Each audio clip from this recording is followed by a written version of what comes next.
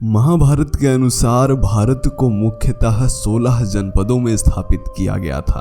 जैन हरिवंश पुराण में प्राचीन भारत में 18 महाराज्य थे। पाली साहित्य के प्राचीनतम ग्रंथ अंगुत्तर निकाय में भगवान बुद्ध से पहले 16 महाजनपदों का नाम उल्लेख मिलता है। इन 16 महाजनपदों के नाम थे कुरु, पांचाल, शूरसेन, वत्स, कौशल, मल्ल, काशी, अंग, मगध, व्रज, चेदी, मत्स्य, अस्मक, अवंती, गांधार, कंबोज। उक्त 16 महाजनपदों के अंतर्गत छोटे जनपद भी होते थे। आज हम आपको सबसे पहले अर्थात कुरु के बारे में बताने वाले हैं कि आखिर कुरु महाजनपद कहाँ था और आज यह किस स्थान पर है। तो वीडियो को अंत तक देखने के लिए तैयार हो जाइए। मैं आपका दोस्त धीरेन्द्र स्वागत करता हूं आप सभी का द साइंटिफिक हिंदू पर। कुरु भारत के पौराणिक 16 महाजनपदों में से एक था। आधुनिक हरियाणा तथा दिल्ली का यमुना नदी के पश्चिम वाला अंश भी इसमें शामिल था। इसकी राजधानी आधुनिक दिल्ली अर्थात इंद्रप्रस्थ थी। प्राचीन देश कुरु का हिमालय के उत्तर भाग का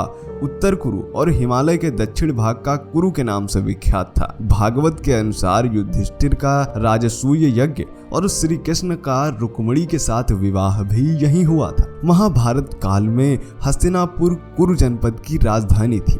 महाभारत से ज्ञात होता है कि कुरु की प्राचीन राजधानी खांडवप्रस्थ थी। कुरु श्रवण नामक व्यक्ति का उल्लेख ऋग्वेद में भी है। अथर्ववेद संहिता में कौरव या कुरु देश के राजा का उल्लेख है। वहीं वैदिक साहित्य के अनुसार कुरु प्रसिद्ध चंद्रवंशी राजा था। कुरु के पिता का नाम संवरण तथा माता का नाम तप्ती था। शुभांगी तथा वाहिनी नामक इनकी 2 पत्नियां थी। वाहिनी के 5 पुत्र हुए, जिनमें कनिष्ठ का नाम जनमेजय था, जिसके वंशज धृतराष्ट्र और पांडु हुए। सामान्यतः धृतराष्ट्र की संतान को ही कौरव की संज्ञा दी जाती, पर कुरु के वंशज कौरव पांडव दोनों ही थे। महाभारत के अनेक वर्णनों से यह ज्ञात होता है कि कुरुजांगल, कुरु और कुरुक्षेत्र इस विशाल जनपद के 3 मुख्य भाग थे। कुरुजांगल इस प्रदेश के वन्य भाग का नाम था, जिसका विस्तार सरस्वती तट पर स्थित काम्य कवन तक था। खांडव वन भी, जिसे पांडवों ने जलाकर उसके स्थान पर इंद्रप्रस्थ नगर बसाया था, इसी जंगली भाग में सम्मिलित था और यह वर्तमान नई दिल्ली के पुराने किले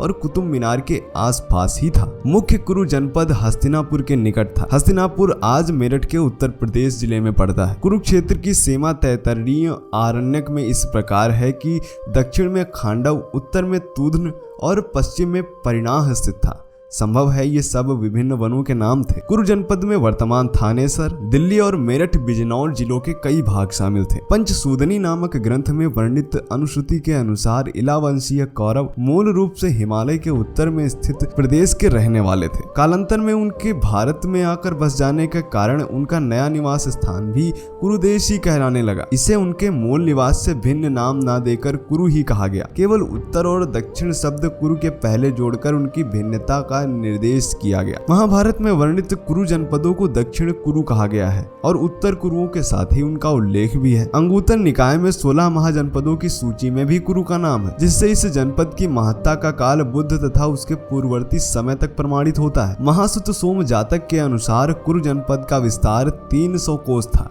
जातकों में कुरु की राजधानी इंद्रप्रस्थ बताई गई है। हथिनापुर या हस्तिनापुर का उल्लेख भी जातकों में।